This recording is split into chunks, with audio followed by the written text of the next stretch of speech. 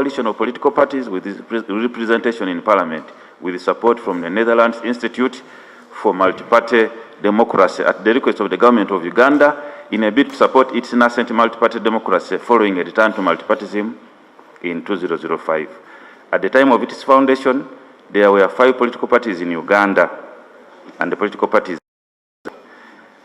Membership to IPOD is voluntary, and political parties are free to join or not. IPOD has 2 organs: the summit, comprising of the presidents and the secretary generals of political parties represented in Parliament, and a council comprising of representatives of political parties, including the secretary and 3 other senior members of the party, one of whom must be a lady. The council also has the leader of the opposition and opposition. The Political Parties and Organizations Act mechanism for encouraging the growth of strong independent political parties and organizations. One such mechanism is contained in Section 14 of the Political Parties and Organizations Act and obligates government to provide funding and other resources to political parties and political organizations represented in Parliament. The funding is restricted to political parties and organizations represented in Parliament, provided in the following manner. 1. Registered political parties or organizations are funded by government under this Act in respect of elections and their normal day-to-day activities. In respect of election, government shall finance political parties and organizations on equal basis. Number 3, in respect of normal day-to-day activities, funding shall be based on the numerical strength of each political party or organization in Parliament. General analysis, observation, findings, and recommendations of the committee. This part of the analysis examines the bill and considers the provisions being amended, the proposed amendment provisions, effect of the amendment, including legality, effectiveness in line with provisions of other laws, and existing public policy, if any, court decisions, and the mischief intends to cure. The analysis is classified in thematic areas as the bill proposes to amend. Clause 1. Clause 1 is amendment of Section 14 of Cap 178. Clause 1 of the bill seeks to amend Section 14 of the Political Parties and Organizations Act to condition the receipt of funds and other resources provided by government to political parties and organizations represented in government. Section 14 of the Political Parties Act. Represented in Parliament. Represented in Parliament. Section 14 of the Political Parties and Organizations Act mandates the government to provide funding and other public resources to political parties and political organizations represented in Parliament. This funding is restricted to political parties and organizations in Parliament and are restricted to registered political parties or organizations shall be funded by government under this Act in respect of elections and their normal day-to-day activities. In respect of election, the government shall finance political parties on equal basis.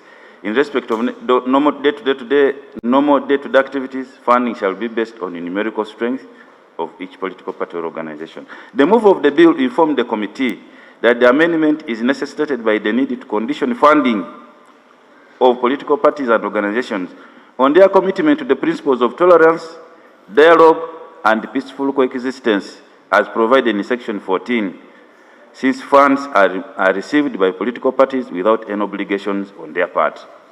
The move argued that in order to promote transparency, accountability, and equitable access to public funding among political actors, adherence to these democratic principles should be a prerequisite for accessing government funding.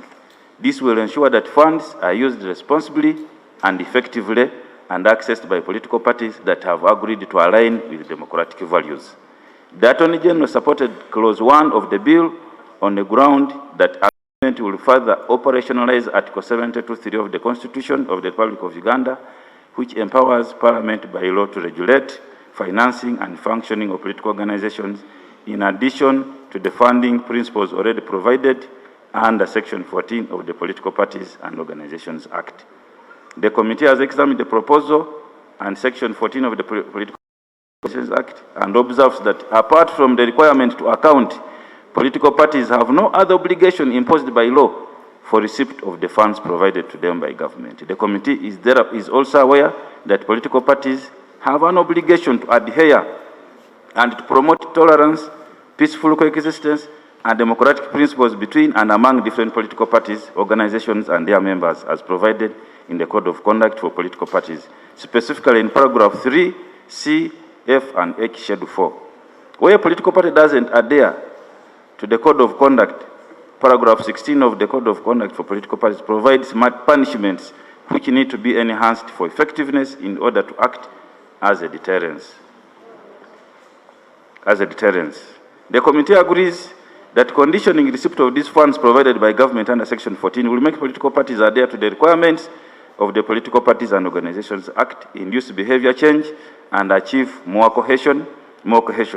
Funding political parties should be conditional on their adherence to principles of tolerance, dialogue, and peaceful coexistence.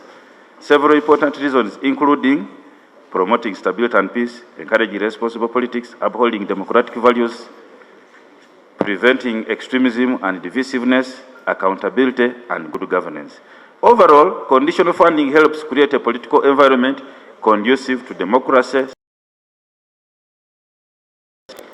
However, the committee agrees with the principle for the amendment proposed in Clause 1. The committee finds that using the word National Consultative Forum is confusing, since the National Consultative Forum is a forum for all political parties in Uganda, including those parties that do not receive funding from government.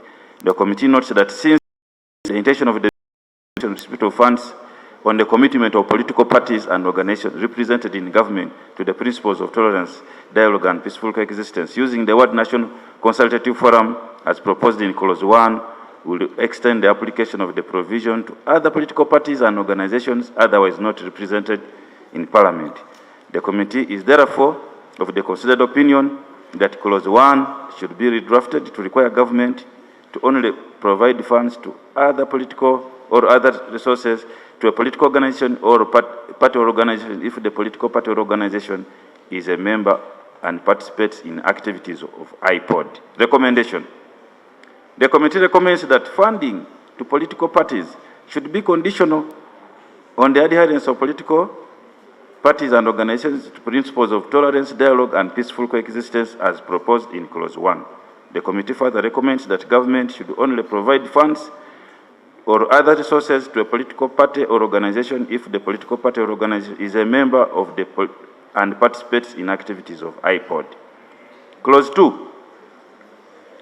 Clause 2, Honourable Speaker and members, Clause 2 of the bill proposes amendment to Section 20 and the insertion of a new Section 21 to institutionalize the inter-party organization for dialogue.